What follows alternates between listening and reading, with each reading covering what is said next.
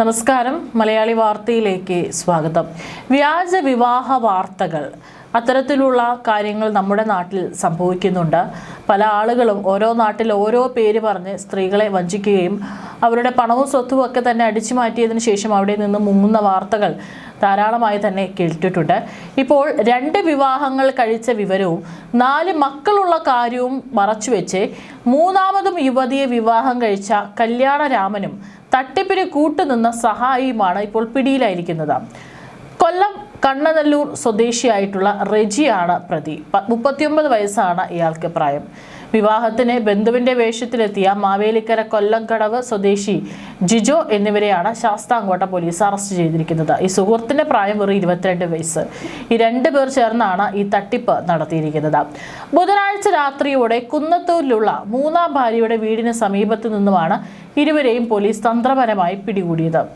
ജോബിൻ എന്ന വ്യാജ പേര് സ്വീകരിച്ചാണ് റെജി പുതിയ വരനായി ചമഞ്ഞൊരുങ്ങിയത്. കണ്ണനല്ലൂർ നല്ലില സ്വദേശികളായ 2 യുവതികളെയാണ് ഇയാൾ ഇതിനു മുമ്പ് വിവാഹം കഴിച്ച് വഞ്ചിച്ചത്. ഈ 2 ബന്ധങ്ങളിലായി ഇയാൾക്ക് 4 മക്കളുമുണ്ട്. തിരുവനന്തപുരത്ത് ഒരു സ്വകാര്യ സ്ഥാപനത്തിൽ സഹപ്രവർത്തകരായിരുന്ന റെജിയും കുന്നത്തൂർ സ്വദേശിനിയായ യുവതിയും തമ്മിൽ ജോലി സ്ഥലത്ത് വെച്ചാണ് സൗഹൃദത്തിലാകുന്നത്. ഈ സൗഹൃദം പിന്നീട് പ്രണയമായി മാറുകയും കഴിഞ്ഞ ഞായറാഴ്ച ഇരുവരും തമ്മിലുള്ള വിവാഹം ആർഭാടപൂർവ്വം നടക്കുകയുമായിരുന്നു. തങ്ങൾ 2 പേരും 2 സമുദായത്തിൽപ്പെട്ടവരായതിനാൽ തന്റെ വീട്ടുകാർ ഈ വിവാഹത്തോട് സഹകരിക്കില്ലെന്ന് വിശ്വസിപ്പിച്ചാണ് റെജി യുവതിയുടെ വീട്ടുകാരെ കൂടെ കൂട്ടിയത്. വിവാഹത്തിന് ബന്ധുക്കൾ ആരും വരാതിരിക്കാൻ ഇയാൾ കണ്ടെത്തിയ തന്ത്രമായിരുന്നു ഇത്. ബന്ധുവാണെന്ന് കാണിച്ച് ജിജോയെ മാത്രമാണ് ഇയാൾ വിവാഹത്തിന് ഒപ്പം കൂട്ടിയത്.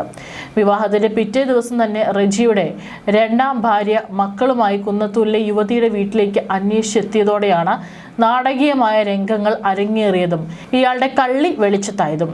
ഇയാൾ നൽകിയ പേരും മേൽവിലാസവുമെല്ലാം വ്യാജമാണെന്ന് നാട്ടുകാരിൽ നിന്നും യുവതിയുടെ വീട്ടുകാർ മനസ്സിലാക്കി.